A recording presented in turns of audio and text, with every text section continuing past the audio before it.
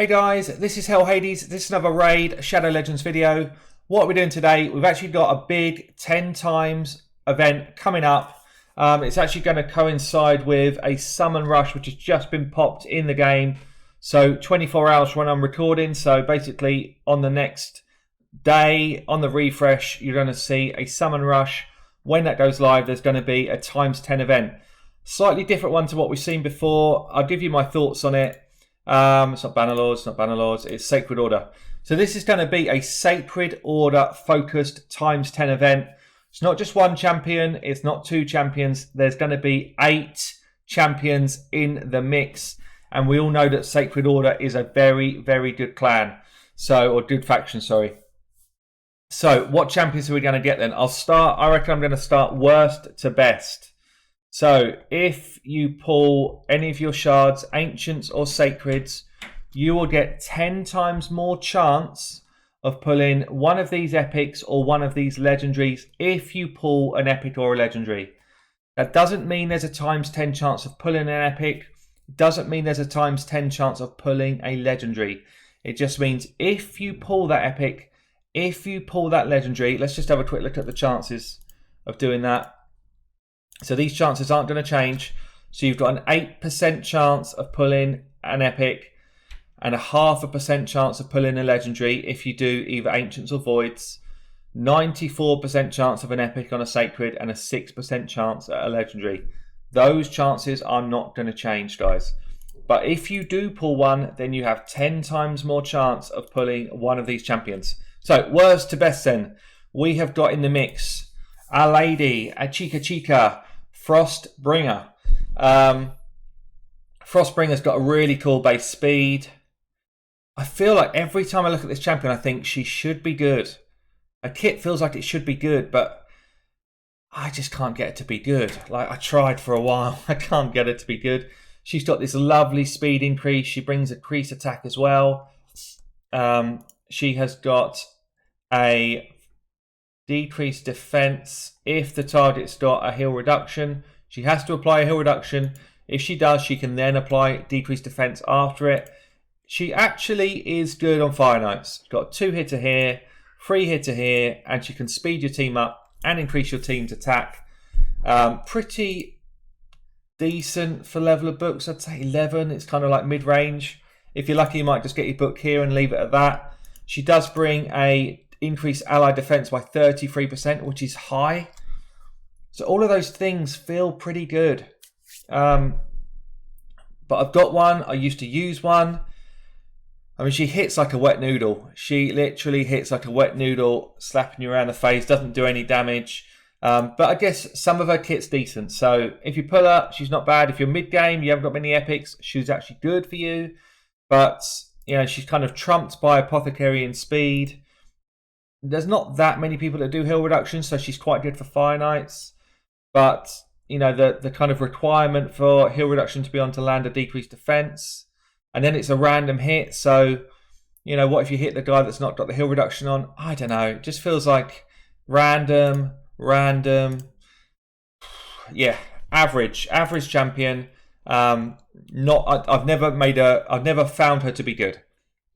Who we got next? Juliana. Juliana used to be known as the clan boss queen. Everyone wanted an epic that was a Juliana early on because she was a very strong poisoner. She worked really well in a speed team. Things have evolved quite a lot. She's still good in that speed team setup, but she gets massively trumped by Frozen Banshee, by Cult Brawler. If you put her into a counterattack setup, then again, she is less effective because her speed starts to take her out of order. But if you're mid-game again and you're running that kind of brutal type level clan boss, then she's very effective in a speed team. But I wouldn't replace someone like a Frozen Banshee for her. She's got increased turn meter on her A1. She's got poisons on her A2, which last a long time. And she's got an HP burn on her A3. If you get her and you're in like easy, normal, brutal, hard, whatever they are, those earlier levels, she's very good. She's very good for that. And she's got a crit rate for the arena. I don't know that anyone would ever use her in the arena. So I don't understand this aura at all. It's pretty old-fashioned. Base stats are okay. Good speed. Other stats are pretty average. The attack's quite high, I guess, but she doesn't really hit that hard, so our multipliers cannot be good. So that's number 2. Let's get to number 3 then. We have got Aethar. Aethar, I mean, he's kind of on a par with Juliana, really. He's good for dragons. He can be good for clan boss, but again, he just gets trumped by more consistent damage coming from cult brawlers and frozen banshees and that sort of thing for poisoner. He doesn't hit that hard in himself. Pretty poor base stats, bad speed, good attack, but very, very low base defense. So for me, I'm not a massive fan. I know some people use him. He is good for dragons. This ability here will absolutely nuke through the dragon's kind of purple meter, that danger point. So he lands 4 poisons. Each room's got 2 turns. But again, hits at random, attacks 2 times, steals a buff. It's pretty niche. Attacks 1 enemy and puts block cooldowns. It feels like he's just an older character that there's so many more characters now that come in and do the same type of stuff but better. So that is Aethar. Last of the epics then, we got Thalia. Done a guide on Thalia recently. I actually really like her. She's a lot of fun. You should check out my guide. I'll ping it above so you can click on it if you want to. Attacks 1 enemy 3 times here. She's very good for Fire Knights. Gives you increased attack on this champion and then does a massive AoE hit. And that hits hard. It's like Skull Crown territory hitting, so this is cool. And then she's got the ability to put counter attack on herself and place a weaken on all enemies. Pretty cool champ. This is somebody that I like. It's probably the best of the epics for me, out of the ones that are on offer. Very good for the arena. Decent for Fire Knights. Can be used as kind of dungeon clear for you. So yeah, I like her. She is not bad at all. So that's the epics then. Let's get into the legendaries. Now it gets juicy. 4 legendaries in the top 10. 2 of them normal and 2 of them void. So we don't have double sums or anything like that. We've probably all just blown all our void shards because we just had a double void session. I know I've got like 1 now. But on offer, I'll come to them last. But there's only 2 void champs, so you can probably guess who they are. I'm going to come to them now, so I've just told you. So Nick. A lot of people got Sir Nick early in like a cheap, easy fusion. Most players now that play the game probably have not got Sir Nick for free. I haven't got Sir Nick. I would love to have him for my arena team. He is a beast of a champion, like absolute beast. He's got freezes. He's got AoE damage and massive shields. For those people that say to me, who can you replace Miscreated Monster with in my team for a spider run? This guy is Miscreated Monster and some. He is insane. We've got Unkillable on his A3, Continuous Heals on his A3, and he brings a decent HP aura in all battles. Good base stats, hits like an absolute truck for an HP champion. Yeah, absolute quality champion. I'd love to get him. We've also got Venus. Venus, arguably top 5 champion in the whole game. She can be used in any situation in the game if you build her correctly. Insane base speed, 112. One of the fastest base speeds in the whole game, which means she is ideal for arena, which means she is ideal for setting up in the clan boss to do damage. You just have to sort of substitute this base defense a bit. She has got a kit to die for. AoE, decrease defense and weaken. Poisons on her A1. She's got AoE HB burn, like Spider. Sit down, Spider. You've got no chance against this girl. And then we've got, when paired with Cupidus, which is a bit niche, removes all buffs from all enemies and has a 50% chance of gaining an extra turn. I'd love to see this go. And I've not really seen these 2 paired, but this is like insane. This here in the arena, these 2 together in the arena, wow. HP buff in all battles as well. She is top tier. Top tier, I'd love to have her.